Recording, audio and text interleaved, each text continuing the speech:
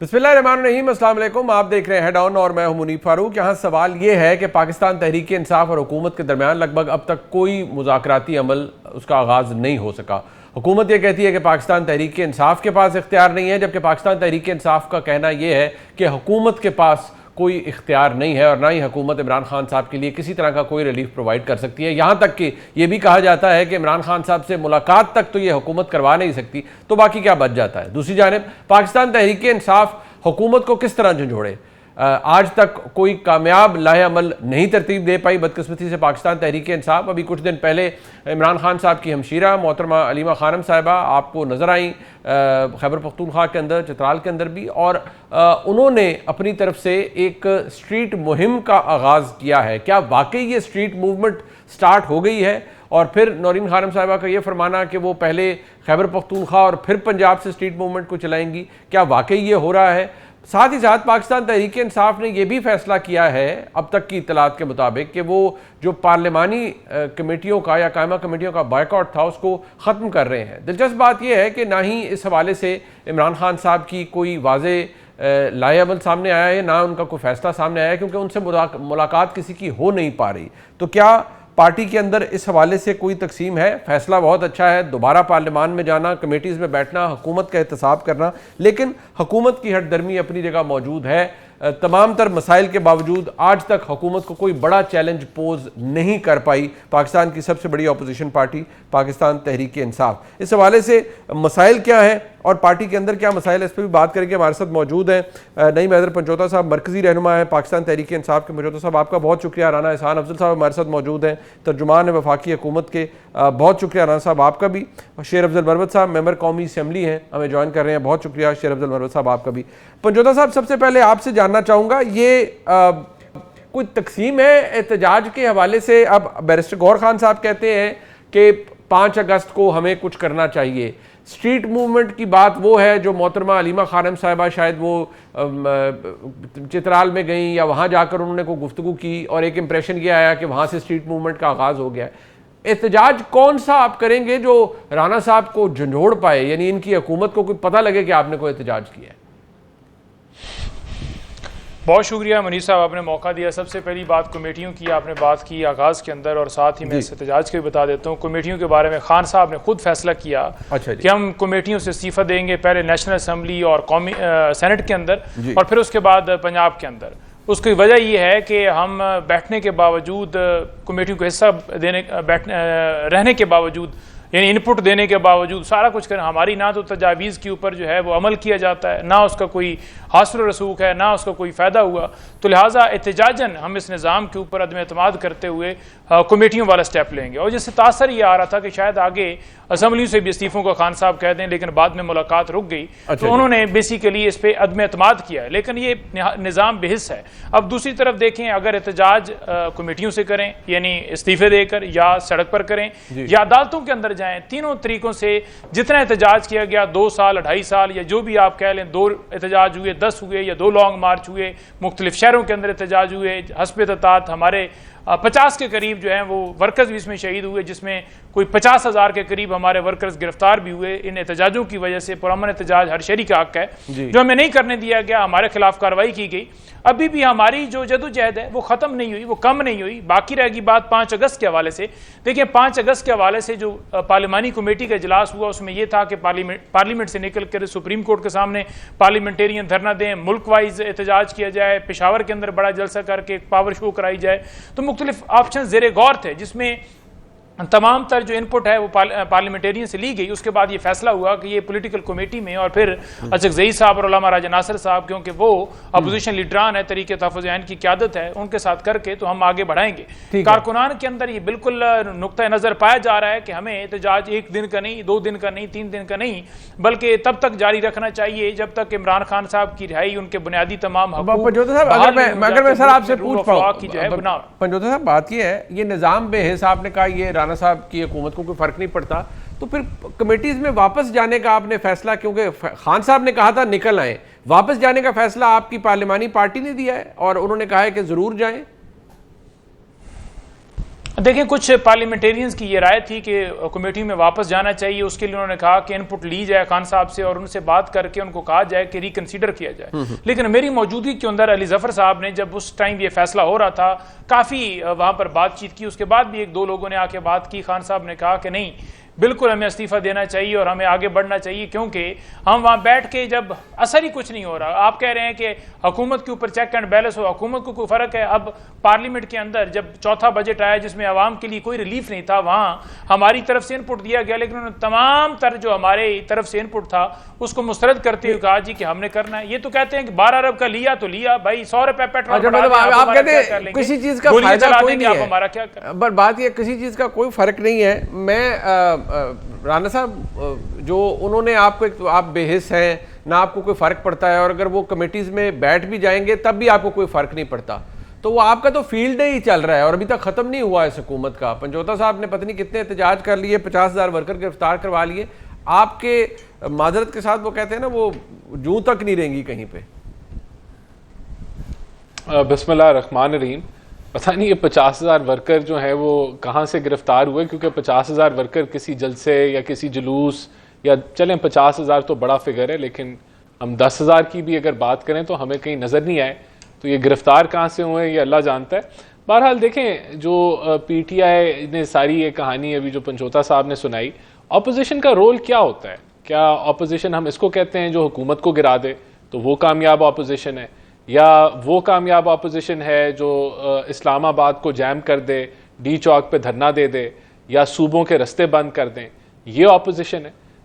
ये अपोजिशन नहीं है। ये तो आप मुल्क में अनारकी फैला रहे हैं ना, ये आप मुल्क के अंदर तसादम और नफरत की सियासत और ये आप सब कुछ कर रहे हैं। अपोजिशन का रोल तो शुरू ही कायमा कमेटियों से होता है, और अगर मैं कहूँ इख्तिताम भी वहीं होता है, तो ये भी जो है वो गलत नहीं होगा, क्योंकि गवर्नमेंट की परफॉर्मेंस को उन्होंने वॉच करना होता है, उन्होंने मुख्तलिफ वजारतों की परफॉर्मेंस का रिव्यू करना होता है और अवाम को बताना होता है कि ये आप पे असर ही कोई नहीं होता। वजारतें जो है, राणा साहब वो कहते हैं आप पे असर ही कोई नहीं होता। नहीं तो नहीं कहते हैं हाँ ये किया तो किया, ये खरीदा तो खरीदा। वो कहते हैं भाई बात आप डिफीट कर रहे हैं ना डेमोक्रेसी के पूरे पर्पस को भी। नहीं, डेमोक्रेसी का ये मतलब तो नहीं है कि ऑपोजिशन जो माइनॉरिटी में है, अगर वो कोई तजावीज दे रही है तो वो गवर्नमेंट जो है अडॉप्ट कर लेगी। अगर अच्छी तजावीज़ें तो कर लेंगे हम अडॉप्ट, लेकिन वो अगर कुछ कह रही है तो हम उसके मुताबिक चलेंगे। ये तो ऐसे तो नहीं होता ना। ऑपोजिशन का तो रोल ही ये होता है कि एक लोगों को आईना दिखाना कि हुकूमत क्या कर रही है। ठीक है, तो ये तो इनका रोल है ही नहीं।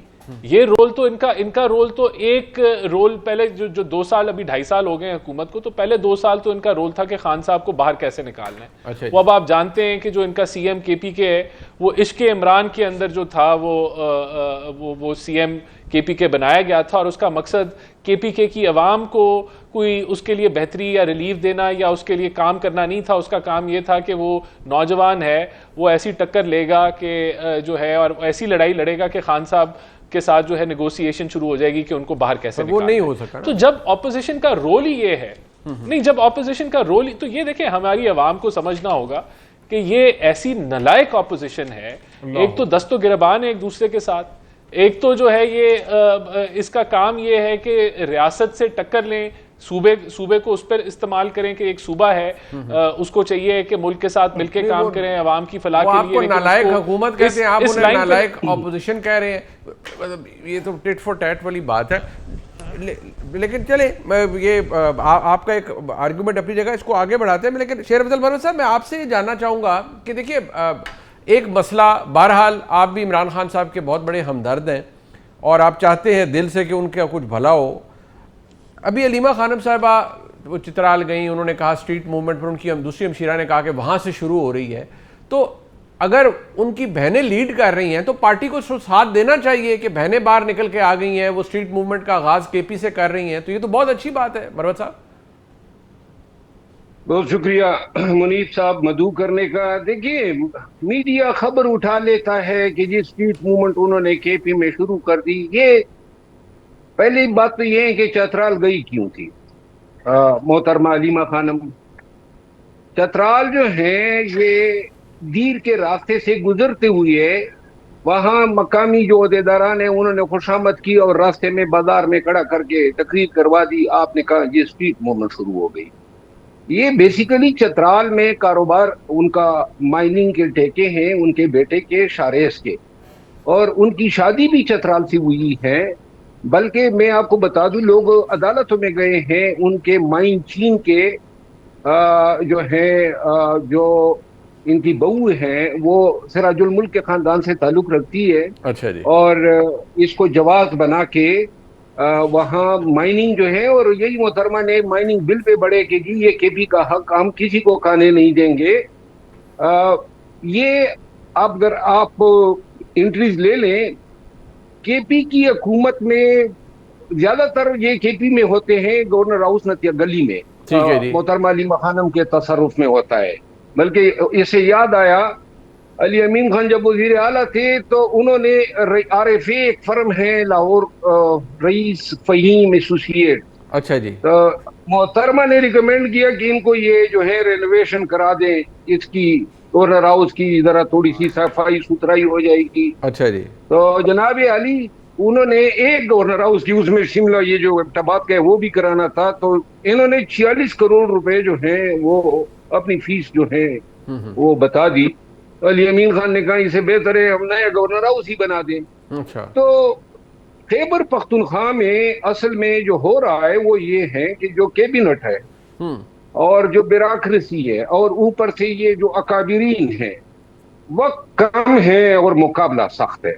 हेल्थ सेक्टर में मैं आपको एक और मिसाल दूं, हेल्थ सेक्टर में बरकी साहब जो हैं जी, उनको अभी ये हेल्थ का महकमा जो है ना, जो 10 बड़े अस्पताल ये नौशरवान बरकी साहब जी। जी जी, अच्छा RTI सिस्टम मुतारफ कराया हुआ है। जी जी। तो अब जो उनके 10 अस्पतालों को बजट मिला है 75 अरब। अच्छा जी। और पूरे खैबर पख्तूनख्वा के अस्पतालों को जो है 61 अरब मिला है।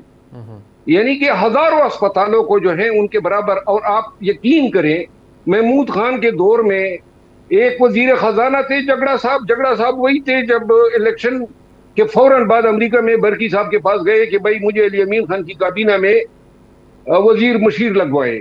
और इन्होंने अलीमा खानम को कहा और अलीमा खानम फिर डट गई कि मैंने इसको, तो इन पे चूंकि इल्जामात थे, खान को इल्म था, तो खान ने कहा कि जो एहतसाब कमीशन खान ने बनाया है, जो साबिका गवर्नर शाह फरमान साहब और बैरिस्टर मुसद्दिक साहब और काजी अनवर साहब पे मुश्तमिल है, उन्होंने कहा ये इनको उन एलिगेशन से कन्फ्रंट कर दे। तो इन्होंने जनाब अली अमीन खान पे भी दबाव डाला। अली अमीन खान ने खुद उस वक्त मुझे बताया था कि ये तो मशीर आ रहा है। अच्छा। तो वो जो इल्जामात थे वो इल्जामात का जवाब इन्होंने दिया, तो कमीशन को उन्होंने ऐसे अंदाज में एड्रेस किया जो गालियों से कम नहीं थे। तो मनोज साहब, मैं तो एहतजाज का पूछूं, जो आप बताइए, तो आपने तो एक और नया पंडोरा बॉक्स खोल दिया कि वहां करप्शन हो रही है और उसका क्या ताल्लुक है अलीमा खानम साहब से। मैं तो एहतजाज का पूछ रहा था आपसे कि एहतजाज के लिए मैं आपको अर्ज करूं ना, ये जो हमारे माइनिंग के सेक्रेटरी हैं, इसरार नाम है उनका, ये हमारे मेरे डिवीजन बनू के कमिश्नर भी थे। अच्छा। चंद दिनों पहले ही उनके घर तशरीफ लेकर गए थे इधर ही बनी गाला में। माइनिंग सेक्रेटरी का उनके पास जाने की क्या तुक बनती है? बात ये है अलीमा खान साहबा के पास। अच्छा। ये फला को वजीर बनाए, फला को मुशीर बनाए, ये क्या? और खान ने तो कहा था कि भाई जिस पे चार्ज है, आप यकीन करें, एक दफा खान के पास में बैठा हुआ था तो गंदम स्कैंडल या अली अमीन खान के दौर में उठा था, जिसपे अमीर मकाम साहब ने एक प्रेस कॉन्फ्रेंस की थी और उन्होंने मीना खान अफरीदी पे इल्जामात लगाए थे जी। तो खान को इल्म था, तो उन्होंने कहा कि चाहे दुरुस्त है या गलत है, लेकिन मीना खान को जो है फिल वक्त वजारत से फारिग करे। अच्छा। ये पैगाम जो है फिल्टर हुआ। मैंने अली अमीन खान से वैसे उस वक्त पूछा कि ये तो खान ने आपको कहा था, तो अली अमीन खान ने कहा कि भाई मैं मुराद सईद को खफा नहीं कर सकता हूँ। अच्छा। तो लिहाजा बाद में जो है वो फिर रिवर्स हुआ। खैबर पख्तूनख्वा में अब वजीर आला साहब को आप देखें, वजीर आला साहब के खिलाफ जब मैंने पिटीशन दायर की जी, तो PTI ने कहा जी कि ये एस्टेब्लिशमेंट की इमा पे मैंने पिटीशन की है। वो पिटीशन को 3.5 महीने होने को, एक तारीख तक मेरी नहीं लग रही है। वो जो इलेक्शन कमीशन में वजीर आला साहब के खिलाफ अरीपुर वाकई की प्रोसीडिंग थी, उनकी तारीखें नहीं लग रही है। जो रेडियो पाकिस्तान का केस था, तो ये तो एस्टेब्लिशमेंट ने तो बुनियादी तौर पे मैं आपको ये बता दूं, अलीमा खान के जरिए उन्होंने अली अमीन खान को छलता किया। और अब ये जितने भी फैसले हो रहे हैं जी जी, ये सारे फैसले वही हो रहे हैं जिससे एस्टेब्लिशमेंट को जो है तकवीत मिल रही है।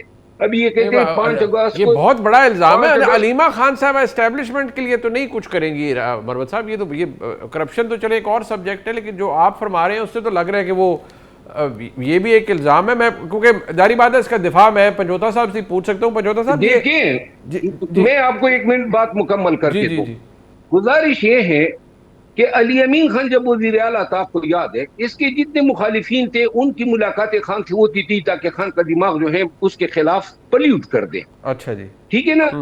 अली अमीन पे इन्होंने चाप लगाई कि ये वही अली अमीन खान था जिसके दौर में पूरे पाकिस्तान में जलसे जुलूस होते थे। अब जब एस्टेब्लिशमेंट ने वो हटाया तो पीटीआई कहां पे रह गई? वो जलसे जुलूस अभी कहते हैं 5 अगस्त को हम एहतजाज करेंगे। मैं दावे से कहता हूं एहतजाज नहीं होगा, एहतजाज के नाम पे जूझ होगा। और जूझ नहीं होता है जो 10-15 बंदे इकट्ठे हो जाते हैं।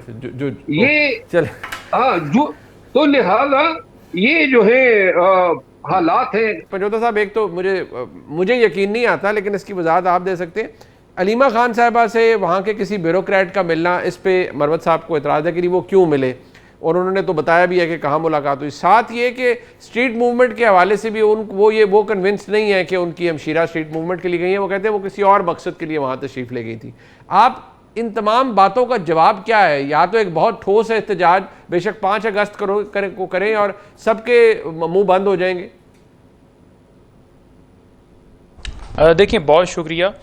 बात यह है कि जो शेर अब्दुल मर्द साहब ने बातें की हैं, काफ़ी लंबी चौड़ी उन्होंने चार्जशीट बताई है जी।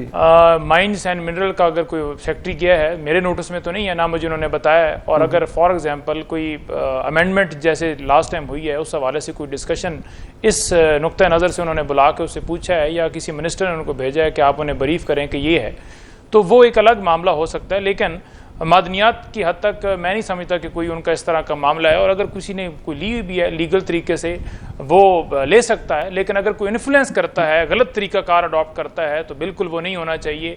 वो उसको कोई भी सपोर्ट नहीं करता। बाकी रहेगी बात देखें एहतजाज की, तो वो जो गई थी उस चतराल, अब रिश्तेदार हैं उनके, वो अगर फॉर एग्जांपल दुबई चली जाएं तो कहा जाए जी कि आप दुबई क्यों गई हैं। वो चली जाएं बनी गाला तो कहा जाए कि आप बनी गाला घर क्यों चली गई हैं। आपके रिश्तेदार होते हैं, मेरे रिश्तेदार लाहौर के अंदर हैं, तो मैं चला जाऊँ तो लाहौर जो है मैं कोई ठेके लेने के लिए चला गया हूँ, तो रिश्तेदारों को मिलने के लिए लोग जाते हैं। और अगर कोई इस तरह की बात है तो फ़ोन पर भी हल हो सकती है, ज़रूरी नहीं होता कि आप वहाँ चतराल के अंदर जाएंगे तो मामला जाकर हल होगा। तीसरी बात यह रह गई कि वो मिलने के लिए गई। अब उसको कहा गया कि देखें जी पॉलिटिकल मामलात के अंदर इंटरफेरेंस कर रही हैं, जबकि खान साहब ने कहा है कि आपने पॉलिटिकल मामलात के अंदर इंटरफेरेंस नहीं करना। जबकि बहन होने के नाते या कोई भाई है, भाई होने के नाते उसका हक बनता है या उसका फ़र्ज़ है या उसके राइट्स हैं कि वो अपने भाई के लिए आवाज़ बुलंद कर सकें।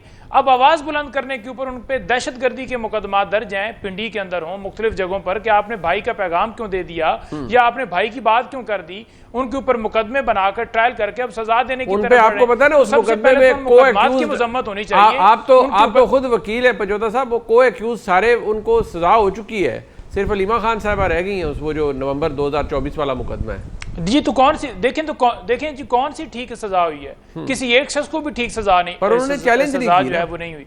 मतलब ये है कि तमाम सजाएं जो हैं नहीं चैलेंज देखें, उन्होंने कन्फेशनल स्टेटमेंट दी थी और उनको कहा गया कि आपको जल्दी से जल्दी छोड़ दी जाएगा, अदरवाइज आपको अदालतों के चक्कर जो है वो लगाने पड़ेंगे।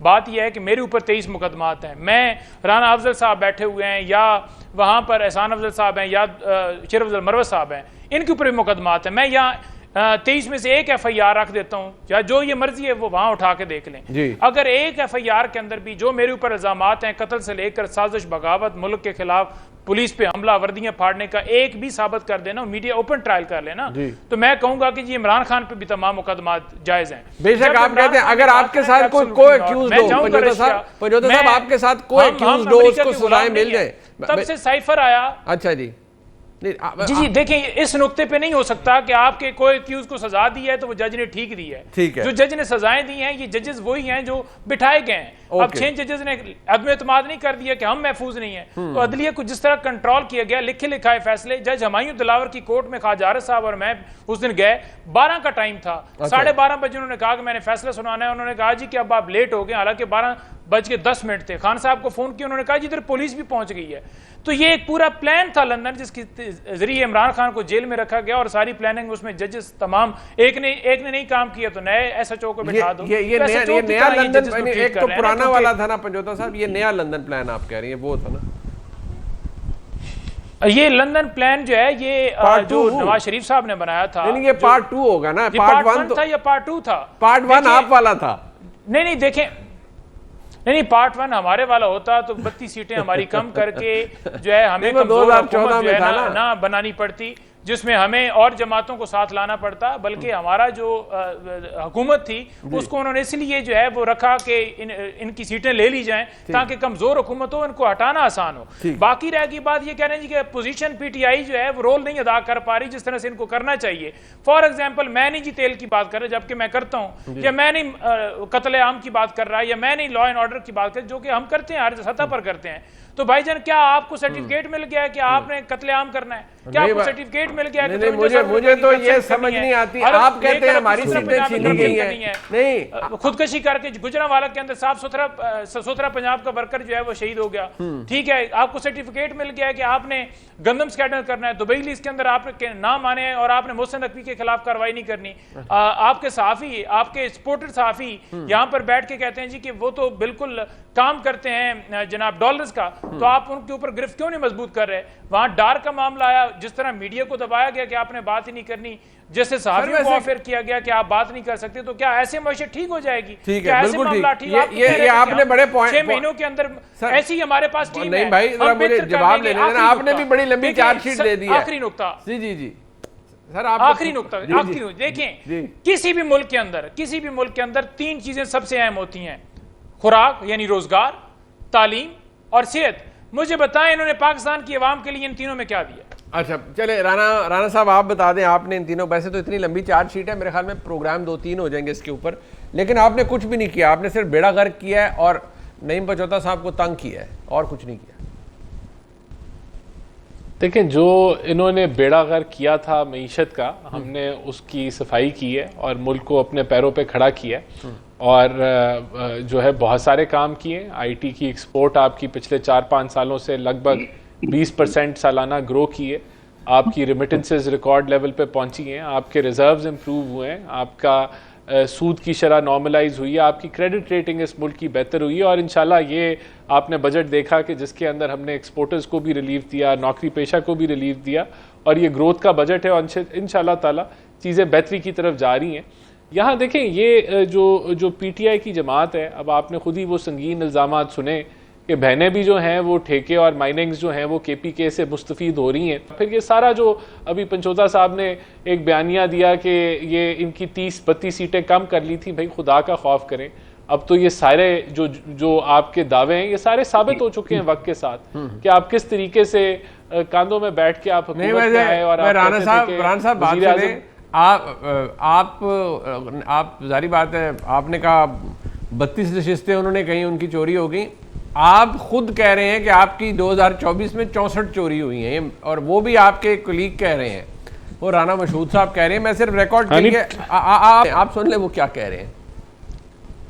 2018 का इलेक्शन PMLN को जबरदस्ती हराया गया, 2024 का इलेक्शन भी फैज हमीद और उसकी बाकियात ने मैनेज किया। हमारे स्टॉलवर्ड्स को हराया गया, ख्वाजा साद रफीक साहब से लेके, जावेद लतीफ से लेके, खुर्रम दस्तगीर से लेके, अमीर मुकाम से लेके, शहबाज शरीफ को 2 हलकों में हराया गया। PMLN को कम से कम 64 सीटों के ऊपर जो है जो उनकी सीटें थी वो सीटें लेके एक ऐसा माहौल क्रिएट किया गया जिसके अंदर एक अनपार्लियामेंटारी प्रेस और उसकी बात ये जवाब उनको देना पड़ेगा जो इन्होंने पाकिस्तान की सियासत में 2018 में किया और 2024 में किया।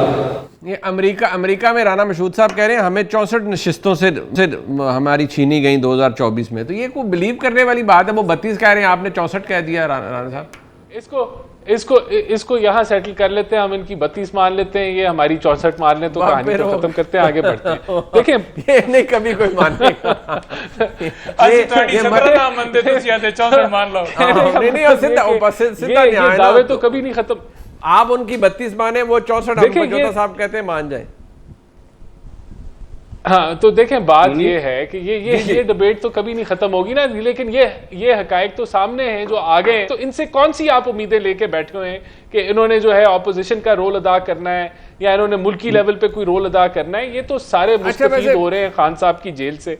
अच्छा नहीं, बट एक बात है मरवत साहब, ये खान साहब की जेल से वाकई ये हर कोई इल्ज़ाम आके लगा देता है यार, हुकूमत तो बहुत करीब, खान साहब की जेल से सारे पीटीआई वाले जो बाहर हैं वो मुस्तफीद हो रहे हैं। ये तो ख्वार हो रहे हैं, आपके कुलीग्स भी हैं, कुछ दोस्त भी हैं आपके, ये तो बेचारे ख्वार हो रहे हैं। आप देखें शुरफा भी हैं उनमें, बैरिस्टर गौर खान साहब जैसे, उनकी कोई बात ही नहीं सुनता। जब पार्टी जो है वो वर्करों के हाथ में थी, लीडरशिप के हाथ में थी, तो आपने और पूरी कौम ने देखा कि कैंपेन किस तरह होते थे, जलसे किस तरह होते थे, लाखों की तादाद में लोग निकले और 8 फरवरी को वो नताइज दिए कि पूरी दुनिया हैरान हुई। लेकिन जब उन तमाम लोगों को एक स्कीम के जरिए गद्दार बना के मामलात घर तक महदूद कर दिए गए, तो लिहाजा आज पीटीआई कहाँ पे खड़ी है? कहते हैं 10,000 अडियाला आ जाए, 200 लोग नहीं आते हैं। और जहां तक खान साहब का ताल्लुक है, बदउनवानी से, करप्शन से उनको नफरत है। और आप यकीन करें कि हर एक ने उनको मामू बनाया है, हर एक ने। अच्छा। आप ये पंजोता साहब बैठे हुए हैं, मैं अल्लाह ताला को हाजिर नाजिर जान के कहता हूं कि खान साहब ने 20 दफा पूरी पार्टी को कहा है कि अलीमा खान के पार्टी के मामलात में कोई कम नहीं है, उसको ब्लॉक कर दो। अच्छा। ये हल्फन कह दें कि जी ये, और ये मुझे नहीं, अली अमीन खान को, शाह फरमान को, काजी अनवर को, यानी कोई भी लीडर का नाम ले, सबको उन्होंने कहा हुआ था। एक कमेंट मैं जरूर करूंगा, आपने कहा कि गवर्नमेंट ना अहल है और वो कहते हैं हुकूमत जो है नालायक है। ये मैं दोनों का तो चश्मदीद गवाह हूं, अपोजिशन से ताल्लुक है और गवर्नमेंट को देखता हूं, और मैं ये फैसला नहीं कर पा रहा हूं कि नालायकी में मैं अपोजिशन को नंबर दूं या गवर्नमेंट को दे दूं। अच्छा, ये बड़ी दिलचस्प बात आपने, यानी कि आपको लगता है मुकाबला सख्त है दोनों में? मेरा ख्याल है कि दोनों कोई कसर नहीं छोड़ रहे हैं। अच्छा। वो शहबाज शरीफ गुम हो चुका है, नजर ये आ रहा है, जिन्होंने पंजाब में बड़े काम किए। अच्छा। और लगता ये है कि ये देखिए अभी जो कैबिनेट की रिशफल हो रही है, कैबिनेट में 70% वजीर जो हैं वो सिर्फ इसलिए लाए गए हैं कि उनकी पार्टी में सपोर्ट थी। किसी को प्रोफेशनल बुनियादों पे, इंटेग्रिटी की बुनियादों पे, काम की बुनियादों पे, लोगों के पब्लिक इंटरेस्ट में ये किसी पार्टी का मंशूर ही नहीं रहता है। तो नून में भी यही सूरत हाल है। मेरा ख्याल है बजाय इसके कि नए वजीर शामिल किए जाए जो ना अहल है ना कारा है, उनको निकाला जाए, के लिए परेशान, उनको निकाला जाए। और अगर चंद अच्छे लोग हैं, ये राणा साहब आपके साथ बैठे हुए हैं, अपराइट आदमी है, पढ़े लिखे हैं, अगर ये ऐसे लोग आएंगे पढ़े लिखे अपराइट है, इनको पार्टी जब टाइम आता है टिकट नहीं देती, तो वो आप बाकी बातें तो छोड़ दें, वो जब टाइम आता है इनको टिकट नहीं मिलता, तो आप वजारत की बात कर रहे हैं। ये मेहनती शख्सियत है, इनके वालिद की बड़ी कुर्बानियां हैं पार्टी के लिए, और ये खुद एक लायक आदमी है। राणा साहब कॉमर्स के मिनिस्टर ऑफ स्टेट या फिर मनसूबाबंदी में जरूर आएंगे इंशाल्लाह। चलो आप इनके लिए, हम इनके लिए इज्तिमाई दुआ करते हैं, हम इनके लिए इज्तिमाई दुआ करते हैं। वैसे राणा साहब मैं ये बता दूं, वो पंजाबी में कहते हैं साढ़े तेना रहना, तो हमारे पे ना रहिएगा, हम सिर्फ दुआ ही कर सकते हैं। मैं मरवत साहब, पंजोता साहब भी आपके लिए हाथ उठा देंगे, वो भी आपकी आंख में बोल लेंगे। लेकिन एक बात है पंजोता साहब, मुझे जो लग रहा है ना, ये बात आपको बुरी लगेगी शायद, मुझे लगता है आप लोगों की बस हो गई है। ये मरवत साहब ने भी कहा है, या तो वो कहे ना कि आप कुछ कर पा रहे हैं, आप ना इस हुकूमत को झंझोड़ पा रहे हैं, आपके अंदर तफरीक है, किसी को पता नहीं है। आपने शुरू किया इमरान खान की रिहाई, अब मामला इमरान खान तक रसाई और इमरान खान की दवाई यहां तक आ गया है, बल्कि अल्लाह माफ करे, मुझे तो लगता है इसके बाद कोई और स्टेज आ जाएगी। आप लोगों ने करना क्या है अगर अगले 2-3 साल इनकी हुकूमत रही राणा साहब की? तो फिर देखें, बात यह है कि खान साहब के साथ या बाकी लोगों के साथ, या जो हसान न्याजी जिसके बारे में, या जितने मिलिट्री कस्टडी के अंदर थे, सुप्रीम कोर्ट ने फैसला दिया कि 45 दिनों के अंदर जो अपील का कानून है वो बनाया जाए, तो वो अपील का कानून नहीं बनाया गया। अब अदालतें फैसलों पर अमल नहीं करवा पा रही, या जजेस ऐसे बिठाए गए हैं जिनके ऊपर प्रेशर है, तो अदलिया को चाहिए कि स्टैंड लें। हमारा तो कसूर नहीं है ना कि इमरान खान को हमने जेल में डाला, जिन्होंने जेल में डाला है उनका कसूर है, क्योंकि उनकी पॉलिसी 47 से लेकर आज तक जो उन्होंने अपनाई, जिसकी वजह से आज पाकिस्तान की अवाम 50% गुर्बत की लकीर के नीचे है, 50% अवाम गुर्बत की लकीर के नीचे है, 21 साल की बुलंद तरीन सतह के ऊपर बेरोजगारी है और 41 साल का रिकॉर्ड टूट चुका है सरमायाकारी के अंदर जो कमी आई है। पत्नी राणा साहब कहां से फिगर्स उठा के दे रहे हैं कि पाकिस्तान के अंदर जो है दूध की नहरें बह गई हैं। अब देखें, बात सिंपल है, आप उठाएं इंडेक्स, इमरान खान के दौर के अंदर क्या पाकिस्तान के अंदर जो है वो बेहतरी नहीं आई? क्या पाकिस्तान के अंदर हेल्थ का निजाम हो गया? एजुकेशन के ऊपर इमरान खान ने जो है वो फोकस नहीं किया। पाकिस्तान के एनवायरमेंट आप जाएं सर्वे करा लें, या आप पारा के अंदर ये हेल्थ का निजाम जो है, जो साफी लेकर माइक लेकर घूमते थे और कहते थे जी बताएं, कंडरास बने हुए हैं, कौन सी बेहतरी 13 साल में आई है? खैबर पख्तूनख्वा की मिसाल मैं दे देता हूँ ना। खैबर पख्तूनख्वा में आप जाएं और अस्पतालों की हालत देखें, न दवाई मिलती है, न डॉक्टर मिलते हैं, सब अपनी प्राइवेट प्रैक्टिस में लगे हुए हैं। और वहाँ गुज़िश्ता दौरे हुकूमत में, महमूद खान के दौरे हुकूमत में लोग नहीं वो हाथ हौला, वो तो वैसे आपको बता रहे हैं। इमरान खान दे हामी हो कि इमरान खान की हुकूमत के खिलाफ यार, मेरे खिलाफ का वो तो बता रहे हैं, वो निशानदेही कर रहे हैं पंजोता साहब। अगर पीटीआई और खान के वफादार पंजाब में बुजदार की कौन सी यार वफादारी है? करूंगा उनकी भी बारी। आजकल तो मैं बता दूं पंजोता साहब, खैबर पख्तूनख्वा में तो वजीर आला और कैबिनेट जो है वो तो ब्यूरोक्रेसी जो है वो लगाम डाली हुई है और तमाम मामला ब्यूरोक्रेसी के हाथ में है।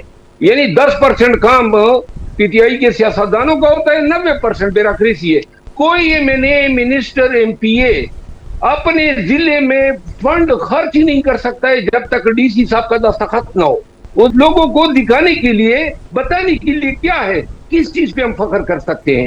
एक दहशतगर्दी का शिकार सूबा, बदमनी जहां पे गेलोर कर रही है, वहां बेरोजगारी है, गुर्बत है, सड़कें टूटी फूटी है, सारी एडीपी तकसीम हो जाती है। 300 अरब रुपए जो है अभी हमारे बजट में तकसीम हुए हैं, न एमपीए को दिए गए, न मिनिस्टर एमएनए को दिए गए, न मालूम लोगों को दिए गए। मेरी बात सुने, अभी आप जरा बजट के दस्तावेज मेरे सूबे में, मेरे जिले में, मैं आपको मिसाल दूं, मेरे जिले में उन्होंने एक क्रेडिट कॉलेज के लिए 1 अरब 24 करोड़ रुपए मख्तस किए और आप बनेगा किस तरह? 2 करोड़ रुपए सालाना मिलेंगे। यानी कि 50 साल बाद जो है मेरे जिले में क्रेडिट कॉलेज बनेगा। पता नहीं उस दौर में क्रेडिट कॉलेजों का जमाना होगा भी कि नहीं।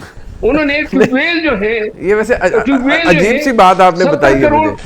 70 करोड़ रुपए मेरे जिले में, मेरे पास दस्तावेज है, मैं आपको भेज सकता हूँ मुनीर साहब। 70 करोड़ रुपए पर स्कीम बनाई होनी ना कि मरवत साहब की जिंदगी दे विच क्रेडिट कॉलेज ना बने, उन्होंने स्कीम बनाई होनी ना। राणा साहब, आज के इस मैच के अंदर जो हमने यहाँ पर जो बात हुई है, पंजोता साहब ने बड़े गोल किए हैं आपकी तरफ और उन्होंने बार बार उन्होंने कहा आपने फिर वही राणा साहब की लोड़ ही नहीं सी, मरवत साहब भी काफी संसान थे। नहीं हो तो चलो ठीक है, तो वैसे मरवत साहब तो वैसे आप देखिए वो तामीरी तनकीद करते हैं आप पर। राणा साहब, last word from you sir. देखिए, मैं समझता हूं कि इस जमात का हाल आपने खुद देख लिया है। 13 साल इनको केपीके में जो तबाही इन्होंने मचाई हुई है, इनकी जो प्रायोरिटीज़ हैं वो आपके सामने कायमा कमेटीज़ में अभी ये फैसला कर रहे हैं कि जाना है नहीं जाना, अभी भी ये इसके ऊपर फाइनल नहीं किया। तो ये एक डायरेक्शनलेस जमात है। ये अभी 5 अगस्त की बात कर रहे हैं, ये इनसे कुछ भी नहीं होना। देखें, जो ऐसी ऑपोजिशन जो अपनी जमात को ना ठीक कर सके, अपने इश्यूज को ना रिजॉल्व कर सके, उसने हमारे यहाँ पाकिस्तान के कौन से इश्यूज को हाईलाइट करना है? ये पर्सनल सियासत के ऊपर चल रही है, सेल्फिश पॉलिटिक्स है, कल्टिश पॉलिटिक्स है। इससे आपको क्या, हमें कोई, देखें हमारा काम है, अभी 2.5 साल है, मिड पॉइंट है, हम जानते हैं मुल्क के अंदर बहुत सारे मसाइल हैं, बहुत सारे मसाइल हैं और हम उन्हीं को हल कर रहे हैं। जहां हम इतनी बेहतरी लेके आए, 2.5 साल में इंशाल्लाह ताला एक्सपोर्ट्स भी बढ़ेंगी, चीज़ें बेहतरी की तरफ जाएंगी, आपके जो है वो इंडस्ट्रियलाइजेशन भी होगी और ये सारे जो आपके इंडिकेटर्स हैं, जो गुर्बत की शरह की बात करते हैं, उसमें भी बेहतरी आएगी और अनएम्प्लॉयमेंट में भी बेहतरी आएगी। इसी के ऊपर हम काविश कर रहे हैं। ठीक, मैं शुक्रिया अदा करूँगा जनाब राना हसन अफजल साहब का, जनाब नईम हैदर पंचोता साहब का और मरवत साहब का। प्रोग्राम आपने देखा जी, फीडबैक दीजिएगा। देखने का बहुत शुक्रिया। खुदा।